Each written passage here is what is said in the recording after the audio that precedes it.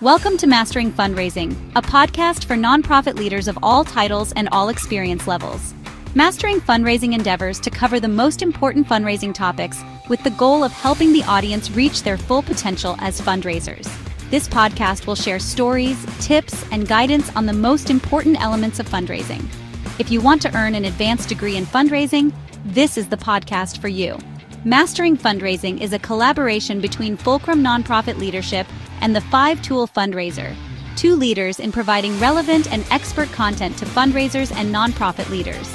Without further delay, let's jump into the current episode. Please join me in welcoming your host for today, Chris Looney.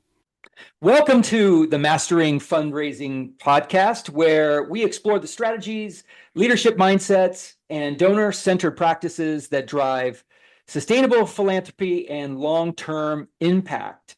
This podcast is for nonprofit leaders, fundraisers, and board members who want to think differently about generosity, relationships, and the future of their organizations.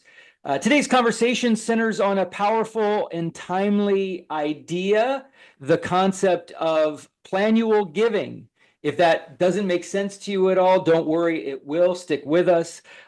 This is the intentional integration of annual giving and planned or asset-based giving, rooted in the belief that generosity, consistency, and loyalty today often become legacy gifts tomorrow. I'm delighted to welcome today's guest, Ray Watts, Interim Vice President for Advancement at the California State University, San Bernardino. Ray is widely known as an evangelist for planned giving, but more importantly, frames this work as a celebration of asset-based philanthropy and a deeply donor-centered approach to fundraising. Ray has spent his career helping organizations connect the dots between annual donors, leadership giving, and long-term legacy impact. We've been friends and colleagues and all of that for a long time. Super excited to have you, Ray. Welcome to the show. We're excited to learn from you today. Thanks, Chris. I appreciate it very much. It's an honor to be here. And thanks for calling us the CSUSB. I like that. I'm going to start using that more often. Yeah. I mean, we can't let the Ohio State have all the fun. No offense, Mike Iker out there, but listen, this is something that other institutions deserve to share. I love it. Thanks for having me. Yeah, of course. Welcome. So before we dive into Plannual giving, I'd love to start with a conversation about your leadership journey. So why don't you tell us a little bit about how you've become the leader you are today and what experiences have most shaped how you lead?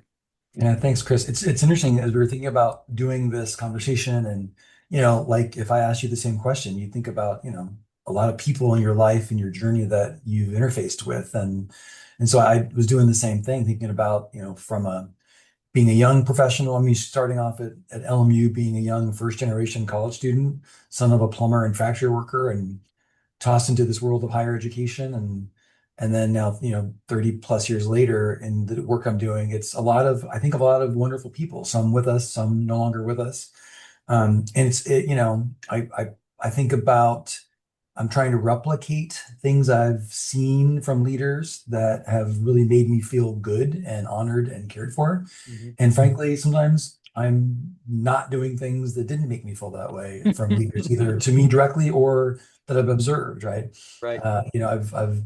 I've taught some in this space as well, and you and I have talked a lot about leadership study and thoughts, and so I really take this seriously in terms of what a leader is versus even what a manager is, and try to make sure I know I'm doing one at a time, or specifically what I'm intentionally coming after. But yeah, it's fun to think about this from the perspective of the people I've worked with for a long time, and trying to be the best version of a leader here and in my life from what I've seen from others in my network. Yeah, that's great. And across your career, I'd love to know what has been your favorite role in nonprofit or advancement leadership. Not the title, but what have you done? What do you like doing the most in this leadership world? Well, my path, as you know, has been in the philanthropic side of the house. So, being a long time associate VP for development, Redlands and Claremont McKenna, and then when I came here first, and with an eye toward the vice president's chair. Obviously, I've been, I think, for a long time thinking that way. But there were some doubts in the head before I got the seat. And I'm like, will I like it? Will I be good Mm. at it? Frankly.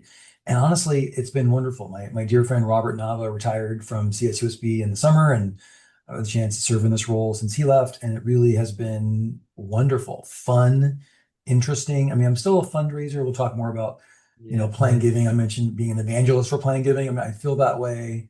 We'll talk more about that, but I'm still a fundraiser. But the fundraising philanthropy for this place and our foundation, contextualized in the wider advancement perspective, is great. And again, we're a relatively small team. There's 40 of us, and some teams have 400, and some have four. So I understand that scope, but Right. I really have enjoyed the chance to be a VP advancement in a public school setting, which is my first time in that space, which Right. is so different and so interesting. But we have Right. scale.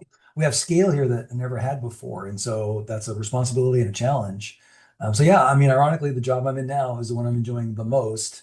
And now I sat on a number two chair for a long time and felt like I was a pretty successful fundraiser and sort of executive number two, but the chance to be serving in the VP advancement spot has been just an honor and a privilege, and I'm really enjoying it. Yeah. Tell me, if you don't mind, what the key difference to you is between the number two spot Yeah, in these higher ed organizations, yeah, because maybe it's not similar outside of higher ed, but the number two role and the number one role. yeah. What's the biggest difference? Yeah, I mean the images you think about, like coaching, it's in basketball, like it's one chair over, head coach is the number one, assistant coach, but it means a lot, right? So in Yeah. higher ed space that I've seen, at least, it's being on the cabinet, and that's the different, as number two in advancement, however the size might be, in a fundraiser as a key job, you're thinking about assets and raising money, and it's a function that you're doing every day.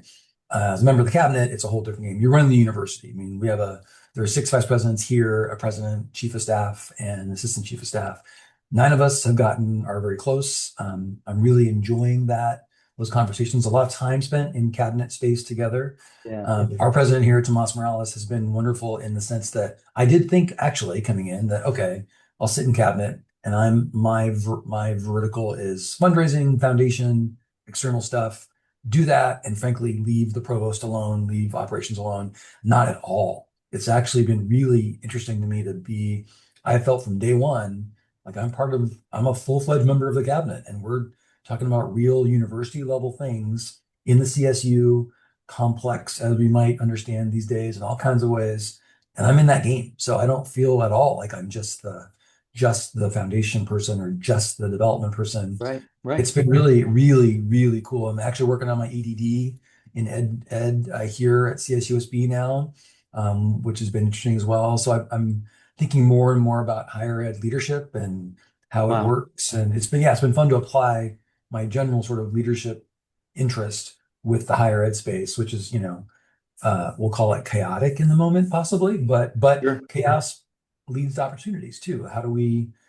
People need leadership now more than ever with what's going on around in the country. So yeah, it's been really interesting difference to be on cabinet and have that responsibility and that new team for me, and then come back to advancement and be that conduit Yep. and be able to help our team be stronger. Yeah, no, I get it. From the leadership positions that I've had, one of the most compelling and interesting and exciting aspects is being in the room where it happens. Right? Yeah. And once you get the taste for that, Yeah. it's hard to go back and not have that ability to influence decision making. So I totally get it. I wanted to talk a little bit about mentors. I'm always fascinated by the people that help leaders grow into the leaders they are. And I'd love to just have you reflect on a person or two that made a substantial impact in your life, and what it was that they Yeah. did or how they influenced you. Hardest question you've asked me, and I'll just prep for this, is that one. I mean, and as I asked you, who do you choose, right, in a career? But Yeah, so right. a couple names popped in. I think about it chronologically.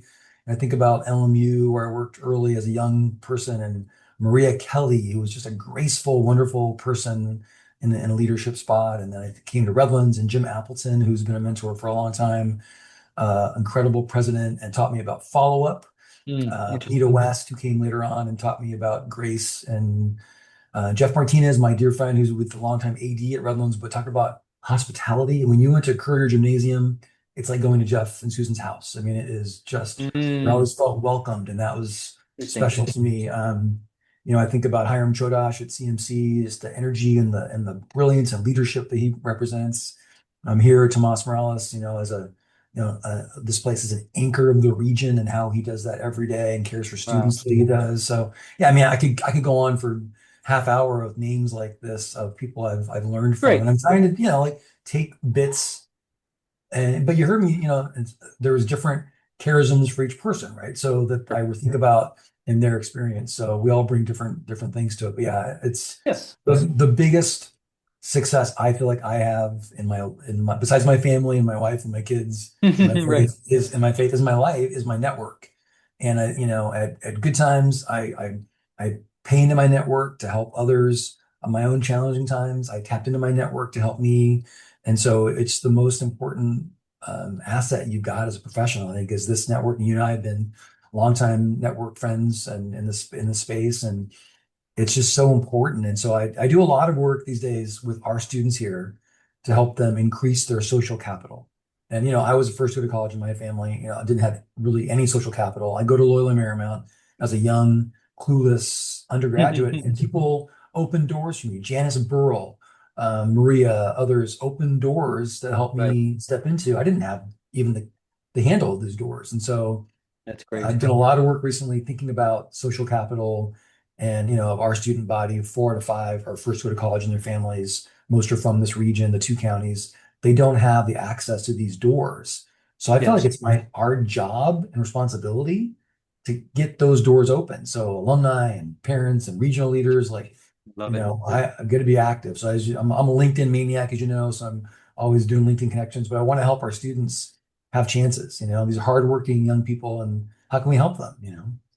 Right, right. Well, that idea of social capital is an enormous outgrowth of higher education, as much as what you learn um, Yeah. in the class, right? Yeah. And sometimes I think that's ignored, and people Yeah. dismiss higher education without thinking clearly about Yeah. all elements of what it And brings. I, and I do think that, obviously in higher ed space, as we sit today, and there's a lot of pushback against the humanities, and it's not going to get you a Blah, blah, job. blah, from my Exactly. perspective. English, Yeah. English Are major you kidding here, me? Come on. English major here, but undergrad MBA on top of that.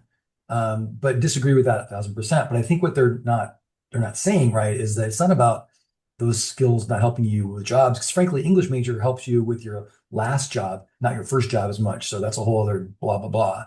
But it's social capital. That's what I think that we're missing, that the network you might have to be able to have a chance to get that first job. I mean, it's always been about the network. It always will be about the network. And if AI bots are stopping things going through to places, if I know you and can reach out and say, "Hey, I know this young person. They're really great. They've been in my office for a year working. Give them a chance." That's Yeah. a difference maker still, right? That's social capital 101. And I love doing it. It brings me joy, but also it helps our students get real jobs, right? Yeah. And then that's social mobility, which is a whole other conversation we can get into, which is important also. Yeah, topic for another Yeah, podcast. yeah. But, Yes, yes. I think social capital is a great topic for me to explore, for Fulcrum to explore as well, the importance of social capital. Yeah. Speaking of social capital, that's kind of a leadership concept in a way. I'd love to hear any thoughts that you have about your own leadership philosophy, particularly, how it relates to fundraising or the work that you're doing. What would you say are elements of your own personal Yeah. leadership philosophy? I was giving this some real thought, and as I thought about people I mentioned before and others, what do I look for in leaders? I look for authentic behaviors, Hmm. and I look for servant leaders. And so I really tried to do those things. They come naturally to me anyway, but I've really tried to express those values in everything I do. Stories. I know we can both share stories of leaders that in moments decide to be part of a solution and get dirty with it, or decide to have someone else do it. And I think those opportunities come along. One came up a week ago that I think I did a good job of jumping into, but they come fast, and you have to decide in a moment. Are you a servant leader or are you an aloof leader? And I think, it's really important to be a servant leader, and then figure out what are other things you can delegate, and you can't be in every weed. But I do think it's really critical. So those are the values I think about a lot when I'm treated as such. And I think the dynamic of power, the higher someone's positional power, in my opinion, and the more of a servant they act like or are, Mhm. the more powerful that is, the impact there, right? When the president of the university, chancellor of a system, and the higher up someone is on the chain is that much more human and cares. Oh my gosh. I mean, it's an absolute game changer to lead with love and in the CSU, right, which is a state institution. Like, I use the word love. I believe in it. I want Yeah. to show my team this, and there's ways to get the job done, but we can do it in a loving way that helps people develop. And so, yeah, authentic and servant are the two words that really mean the most to me. But the last thing I'll say is also a systems thinker, right? So I know myself enough to know now from my own discernment that I'm going to lean toward people. I forget the chart. The one axis is around sort of your people orientation, the other axis is your task orientation, whatever that's Mm. called. I used to think too much about the people side and get distracted because I want to do well there. Except I realized recently that I'm naturally good at that. I care about people. I just do. Right. So focus on the task side then. So I really, especially coming here, I really turned that screw internally with myself to be more task oriented. I'm never going to be a raging jerk. I'm just not. I mean, that's not what I do. I make other mistakes. So, I can focus more on tasks and delegate and follow up and make sure we're doing good things, knowing that the people side is there. Now, if I were the opposite, I might ask myself to think about, if I just were the task person, maybe I have to work on the other axis. But I think I know myself enough to know that now. So I'm trying to build those systems. Yeah. That's interesting. Yeah. No, I think that's good thinking and thoughtful advice for leaders out there to discern for themselves where are they on that axis and what do they need to focus on. I just completed a white paper on blind spots being sort of a way to create greater leadership strength, if you identify those blind spots. And, self-awareness is important to be able to The the get those. fantastic Advancement Academy I was part of a couple of years ago, a great program, and a self-review, self-assessment was done, and then I answered questions, and then my teammates got questions Ooh, about me. yeah. Oh my gosh, that first moment, opening that little booklet up, and Oh, it's all the stages of denial. That's not true. Then you have to take a second and then discern it and think about it, and like, oh, maybe I am not the best listener in the world. Oh, maybe I mean that's a really powerful leadership activity. I mean, Annie, if you haven't done a self-review, self-assessment with others as mhm. well on your team, oh man, it's really powerful. But you have to be open Yeah. to it because it's hard at first. Yeah. I've responded to a lot of inquiries about 360-degree reviews that have been initiated by board chairs of all people and CEOs and others who 20 years ago would have run away from such things, but now it's more welcomed, which is great. I think it's an advancement in our sector and in leadership generally, so that's great. I'm worried that we're going to run out of time if we don't jump Oh no, into the let's keep going. heart of today's conversation. So let's get after it. I've got a dozen questions I think I want to ask about this. So let's get started with this. You often describe planned giving as a celebration of asset-based philanthropy. Why is that framing so important, especially for organizations that may still see planned giving as technical or intimidating? Yeah, and the way my own journey worked out, early career at Loyola Marymount, director of annual giving at the end of my time there, but dabbling in planned giving there a bit. And then come to Redlands, University of Redlands. And so Redlands, a very high alumni affinity. People really, the alumni base love the place deeply.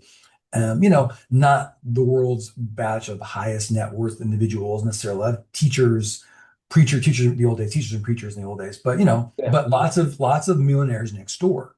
That's a great Mhm. old book that everyone should read too. Right. And so got working with these really people that love the place so much. And I found us doing a lot of dialogues about their love for the university, and they're very loyal annual donors, even leadership annual donors. but Yeah. there'll be a block between that and, asset-based plan giving. And it'd be on the donor side. They say, well, I just do what I do, right? I'd love to do that, but I can't. I heard a lot of those dialogues with people that care about the place.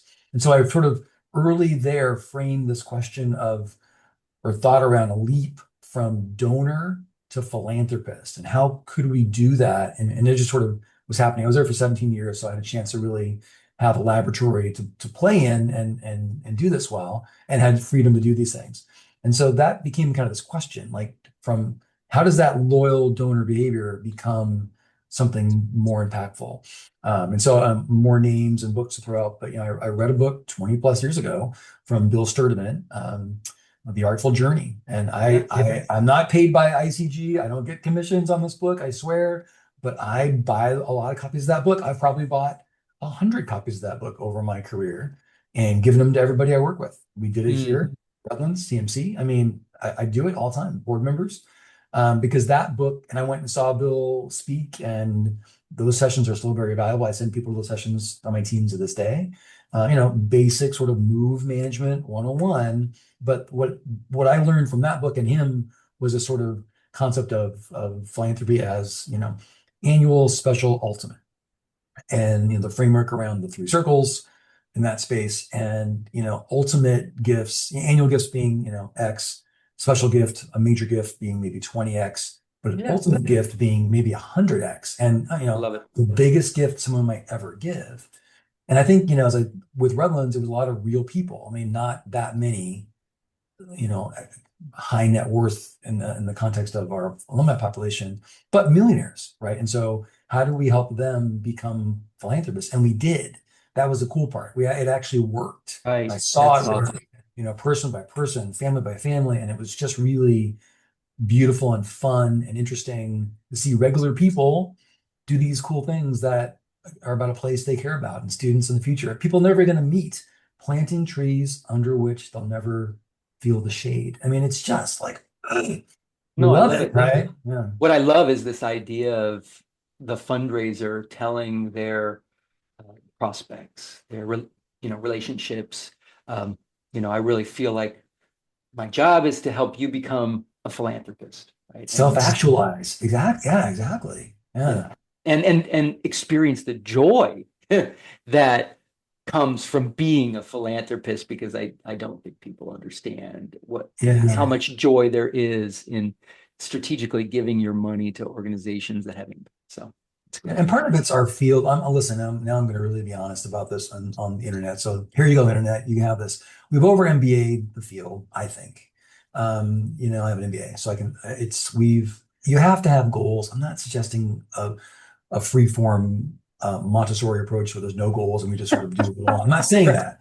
However, I do think that bad management in philanthropy leads to bad philanthropy and these sort of artificial goals. I want my team externally focused, out seeing the people. We always joke about kiss the baby, shake the hands, whatever we call it, but be out as ambassadors and exactly ask questions like that are authentic and real.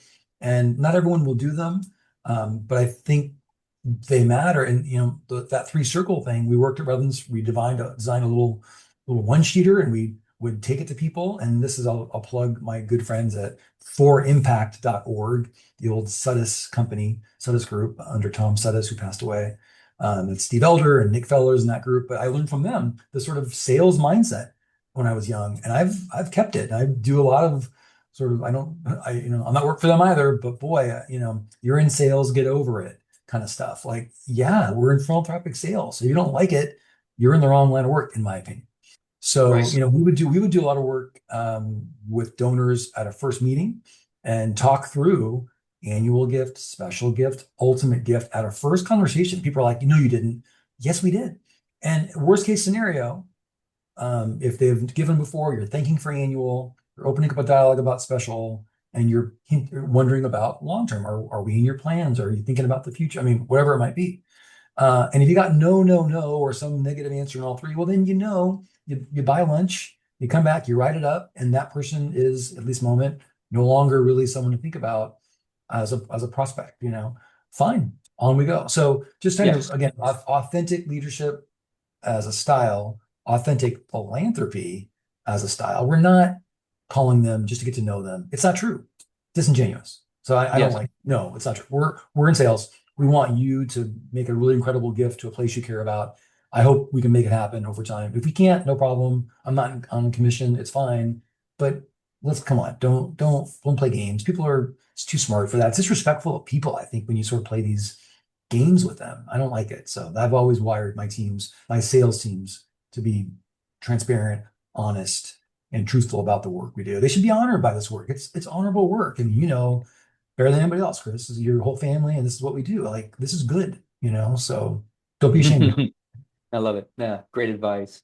You mentioned at Redlands that 17-year journey, which is shocking um, for me to acknowledge the fact that I think we've known each other more than 17 years. But anyway, Yeah. um, Yeah. the concept, it seems, of this plannual giving was developed there. Is that the origin story? No, yeah, I'll give you the story. Yeah. So Okay, I have a CSPG certification, which I'm very proud of, from Cal love it. State Long Beach, and everyone who wants to do plan giving should be a CSPG.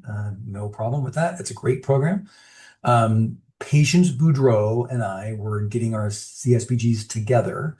Patience is now up in Northern California doing great plan giving work, but she came to Redlands as she, when you do annual giving, sometimes you kind of know you're almost done with annual giving, which I love annual giving to my heart, but there's a point you're ready for something different. And so I said, please come from Trinity to Redlands, be annual giving director for a little bit with us. I need your help, and I'll get you ready to be a plan giving person. And so we did that, and it was Nice. awesome, perfect. So we did this plannual giving thing as our practicum together for the CSPG program. And Uh, she was director of annual giving. I was AVP for fundraising and serving as director of plan giving as well at Redlands. And we just sort of had this really fun moment of flexibility and no one really telling us we can't do it. And we kind of just morphed things together. Now that was 2013. And so even in the last 13 years, it's different. I mean, plan giving has really changed. Back then, early 2000, 2010, 2012, a lot of director of plan giving were former lawyers. They weren't marketers, they were technicians, which I appreciate. And they were terrible at marketing. And so this was an idea about let's take the skills of annual giving, horizontal marketing, spread the mm, word, and apply it to plan giving and get more people in the game. I was called out to Russell James, the godfather of plan giving in the space, and his great work around research of this topic. And his work was around familial language in plan giving, 20 years ago, and how it works better than technical language. So we're chewing on that. And so our practicum was about, should there kind of be a mash together of annual giving and plan giving? And we were mhm. doing it that way at Redlands. It may not, it's already changed a lot since then. But we made it up, we think. I've looked around many times. I've never found anybody else do plannual giving. So we're calling it ours, me and Patience and I. So it's a That's made up thing, but it does, we'll talk more, but the link is annual giving behaviors lead to asset-based larger plan gifts that are really powerful. And perfect. if you divide them, you don't make that connection. If you connect them together, some really cool things can happen. Yeah. What are the missed opportunities, I guess, when you treat them as separate strategies? What's been that experience for you, and why is it so important Well, to have integration? I mean, at one basic level, I also hate the pass off of donors, of people. Even the word prospect, I don't like, frankly. These Sure. are these are individuals or people that care about your institution. That's So, right. oh, I've known them for a while, but I don't understand plan giving, so I'm going to give them off to someone else. I hate that. Don't Let's not do that. I want the same person to get to know our donor, our philanthropist, and be their resource for annual giving, for their major gift, and for their plan gift. And when it gets too complex, we can get some help. But honestly, here's the non-secret secret. They often aren't that complex. 9 out of 10 gifts that are plan gifts or asset based are simple. They're Mhm. someone's 401k beneficiary, insurance policy, a simple will or living trust. It's not hard stuff.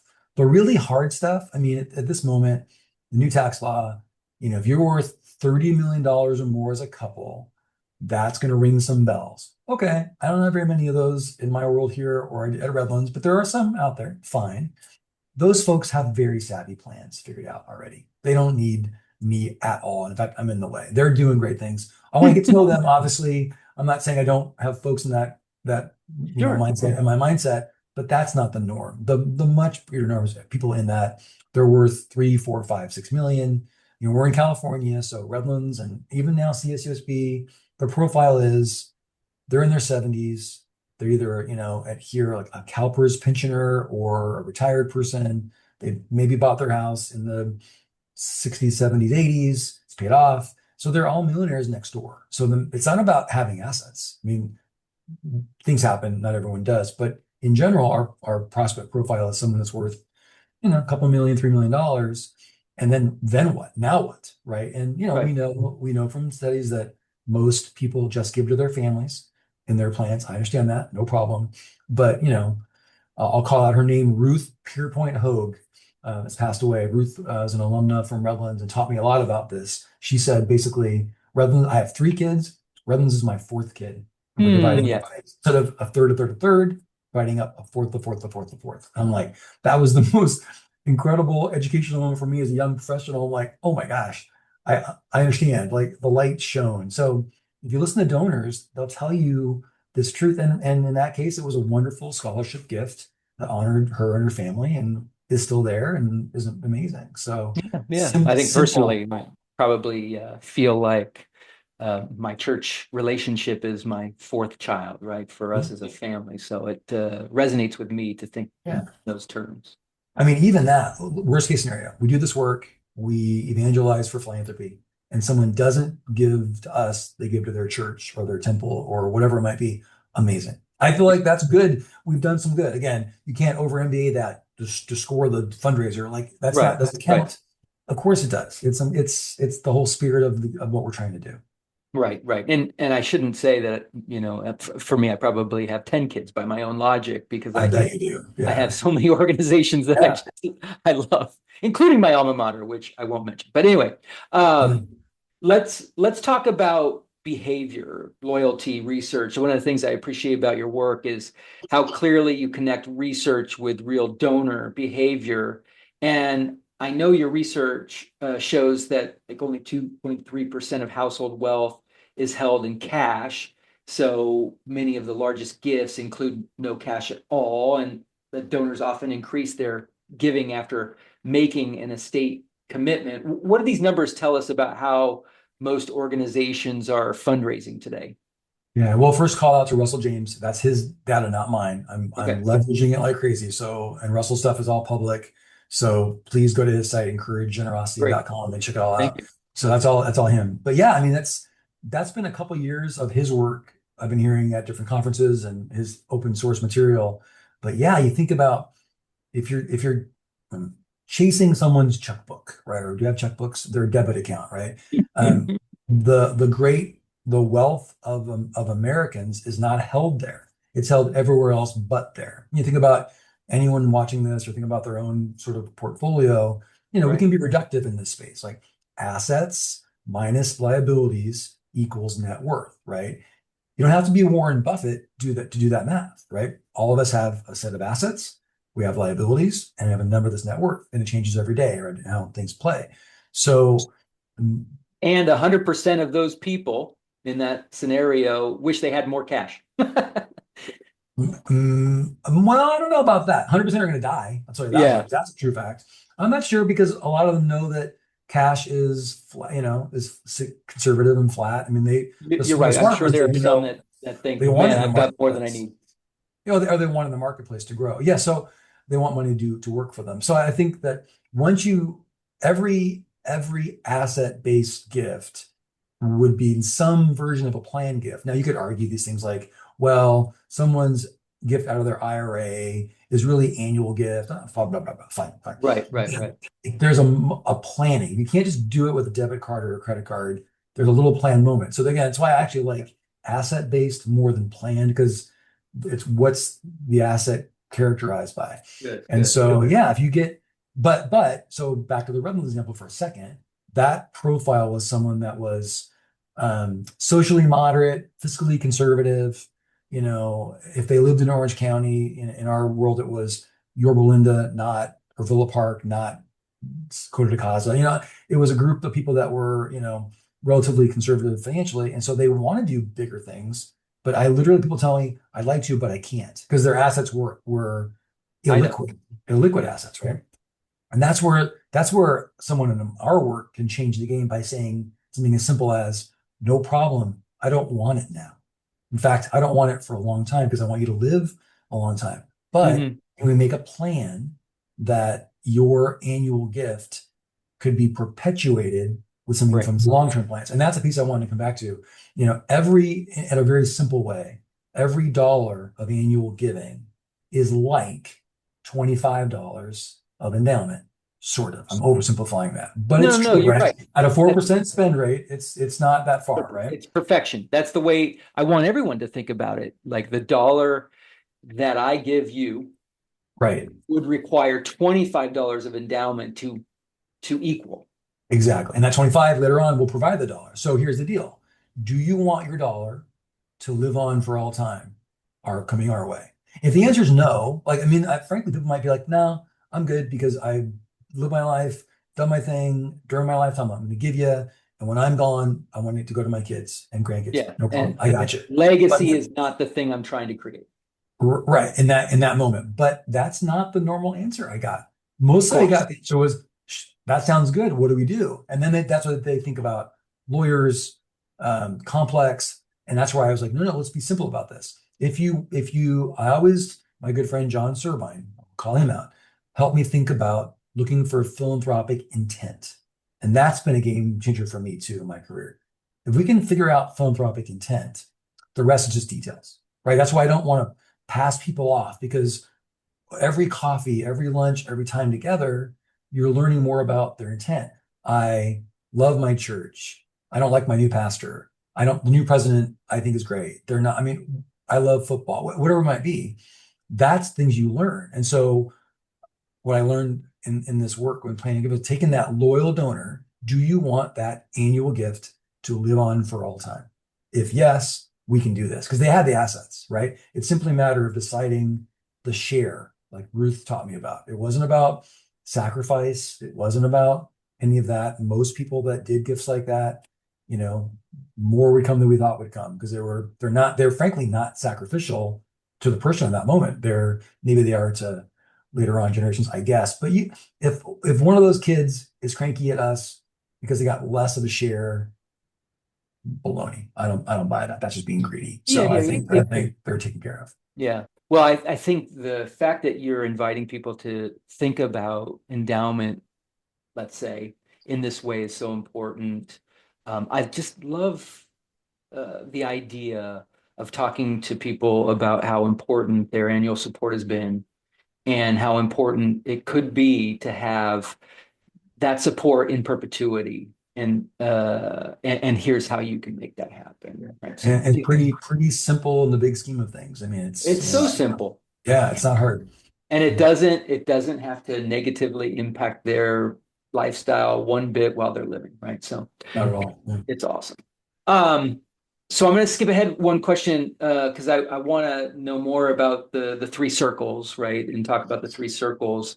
You use those three circles of philanthropy to help teams think more holistically about donors. How should organizations be thinking about donors who sit at the intersection of loyalty, leadership, and legacy?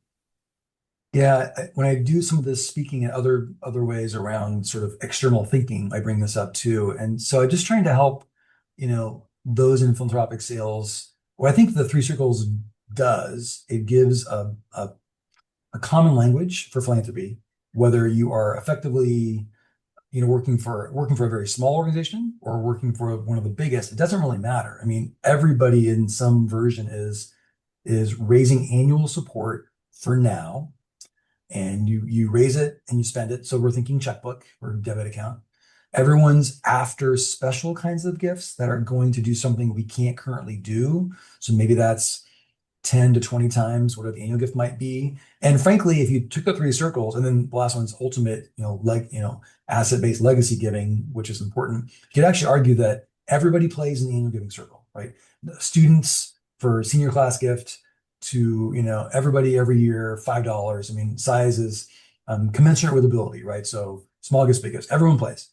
I argue everybody plays in the ultimate circle too, although I understand people lose their assets, bad things happen, so it's not really true. But in general, more than we think often do are in play for ultimate. It's the special circle. People think that fundraising is all about major gift fundraising. And honestly, even the places I've worked that are pretty affluent, I mean, what percent of alumni of a given place could make we'll call it six-figure gift, $100,000. So that's $20,000 a year for 5 years or 100 grand at one time. How many at even the most affluent schools we work with, what percent of the population could do that? Not that many. I mean, right now, I mean, not half, I mean, give away that kind of money. So I think the Annually. world, yeah, I mean, 20 annually or 100 at one spot, that's a big number, right? So I think people think that all of our work is that special gift space. What wine do they like? What's their dog's name? That's important.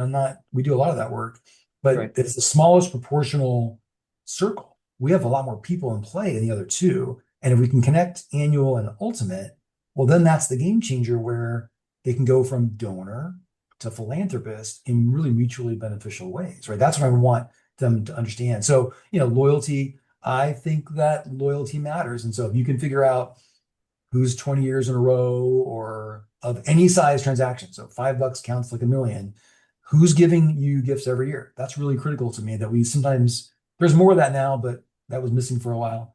Leadership, obviously, whatever level of leadership giving you run is important. Take care of them. And then, legacy piece, who's got you in their plans. If someone tells you they're sending you $1 million when they die, until it comes, you don't have it.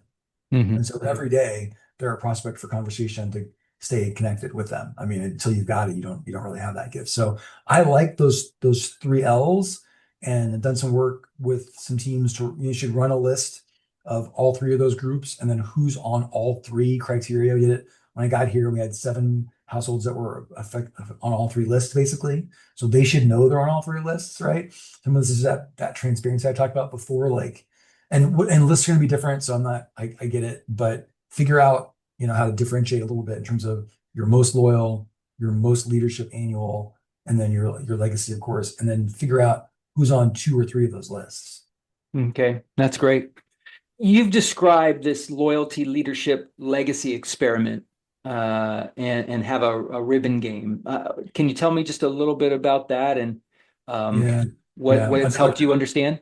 Sure. Another call. My good friend Laura Gallardo was our incredible partner in donor relations for a long time at Redlands. We developed, again, when you're left to your own volition, you do a lot of fun things like this. So we played a ribbon game. We had an event tied to homecoming that was basically if you were a volunteer donor of some sort, if you were getting a ribbon for some sort, you got invited to this event. So we had an area, a garden full of only people with at least one ribbon. So we're trustee, let me think about it, trustee, leadership donor, legacy donor, loyal annual donor, class reunion volunteer, alumni board member. There's probably 8 or 9 different colored ribbons.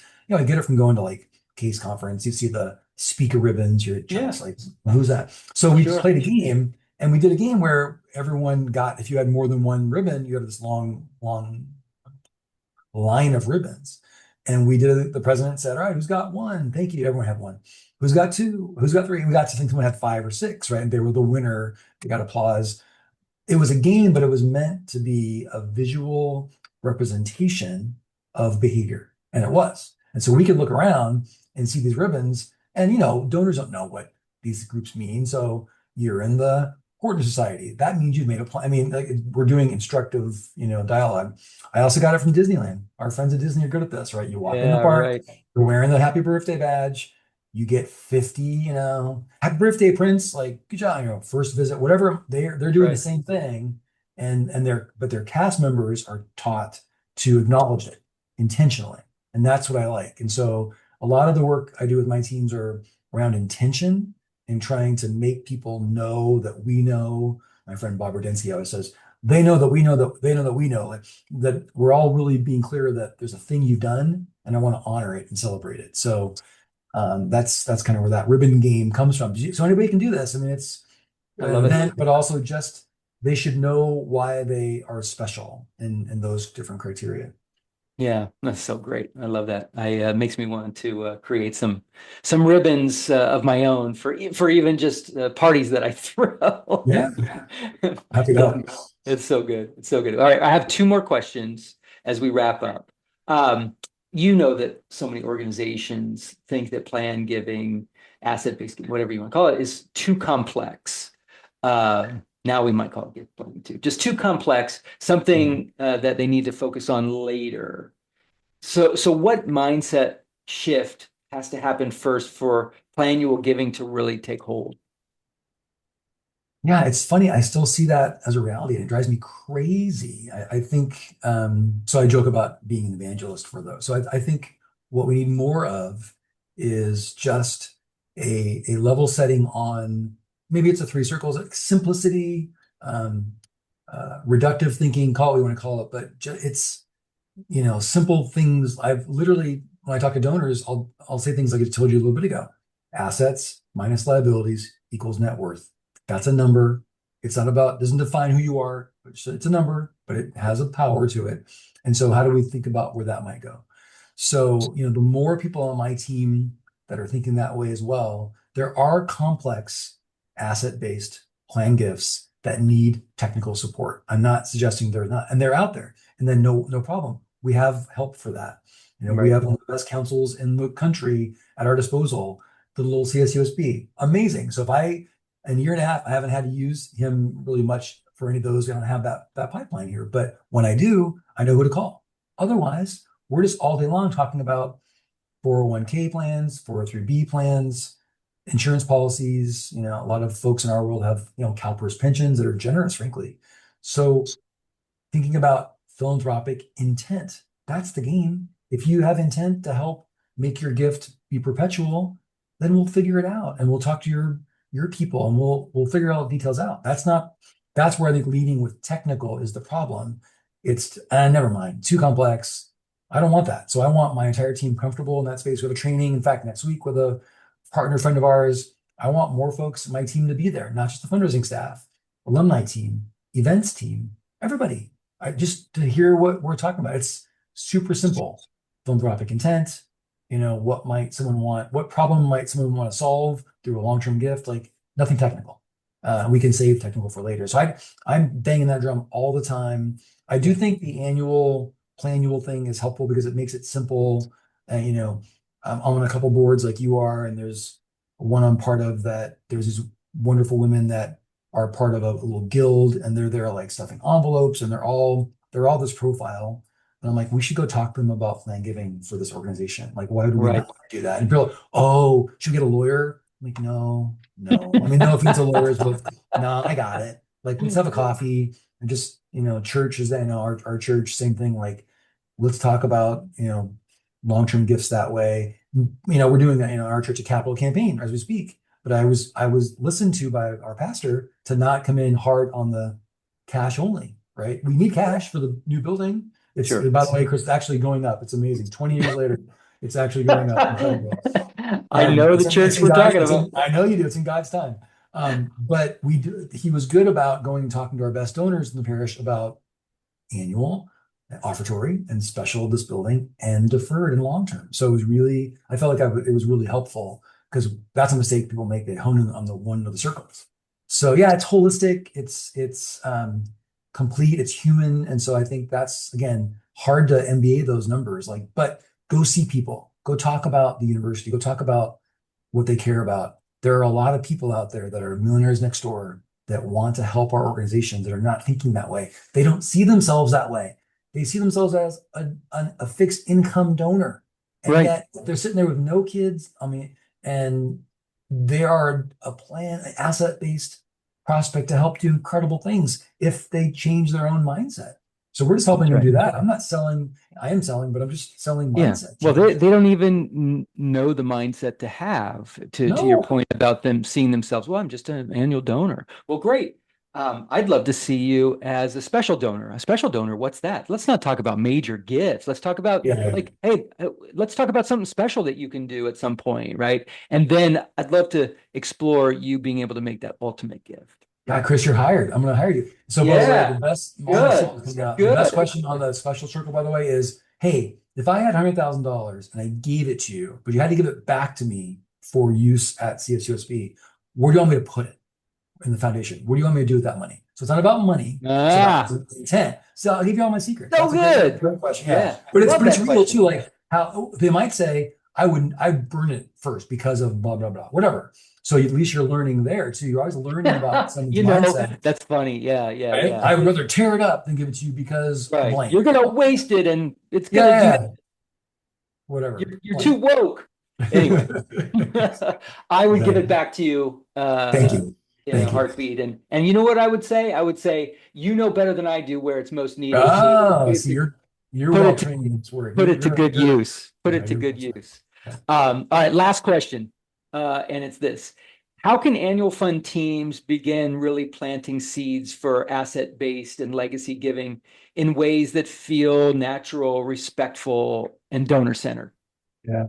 I mean, again, a lot more is happening now than it was a decade ago. I mean, most places have little bits and starts of tell us about Plan Gift on their annual giving stuff. A lot more of that. I think if I'm not doing this now at a place that's listening to this, whoever oversees Plan Giving and who sees annual giving, have a coffee and just talk about this a bit. There should be mutual benefit. The Yeah. Plan Giving person ought to have some insights and help from a better marketer, theoretically, and you've got to have better gifts from the plan gift side. And Russell, again, researched this that said that when people make a deferred gift to you commitment, their annual giving goes up, right? So that ought to be a mutually beneficial moment that, we can never ask our society members for annual gifts. Are you kidding me? Of course you're a dummy. If you're not, you're making a huge mistake. Like they're giving out of their life assets and their work. Why would they not give now? And in fact, if their gift reversed earlier, if their gift is X for the future, the 4% of that X, why don't we ask them for that or some version of it to do the thing now that we will do when they're dead? Because you know what? It's a lot less fun when you're dead. So let's start it, right? If you can, Redlands, we had some flex. We could do a Redlands Fund scholarship for people that we're going to have long-term gifts come later. We basically front loaded the scholarship on us. We're giving the money away anyway to students. Like it was coming out of the budget. Oh, so interesting. let's call them an endowed scholar. I know some schools can't do that. I appreciate that, but we did, and it was good because it let the donor feel the benefit. Oh, it's out of the box. I like that. Yeah, I mean, again, everywhere's different, but more can do it than they want to. They don't want to, or they're told they can't. But of course you can. It's your stewardship game. You're doing it because you want to help that donor feel that connection. So good, Ray. This has been an incredibly thoughtful and practical conversation. What I appreciate most is how you frame plannual giving, not as a tactic in fundraising, but as a kind of reflection on how deeply we understand and honor our donors.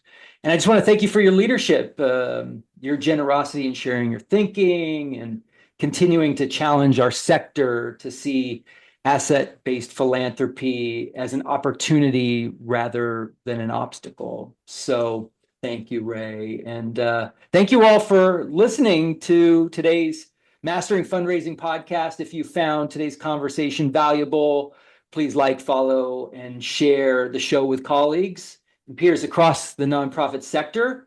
And while you're there, be sure to check out our other podcasts, Lead for Good and The Nonprofit Edge, where we interview the most competent experts in the field and let them share their leadership, governance, strategy, thought leadership, knowledge, and how it impacts the future of our nonprofit work. So until next time, keep leading with purpose and keep mastering fundraising. Thanks all. Thank you for joining this episode of Mastering Fundraising. We hope the conversation was helpful and invite you to like and subscribe to this podcast for more conversations with extraordinary nonprofit and fundraising leaders. To learn more about Fulcrum Nonprofit Leadership, please visit us on the web at fulcrumleader.com. To learn more about the 5-Tool Fundraiser, please visit us at 5toolfundraiser.com. We want to hear from you. Please share your thoughts and ideas with us at hello@fulcrumleader.com. Thank you for the important work you do to make our world stronger. We look forward to welcoming you back during a future podcast. In the meantime, take care and be well.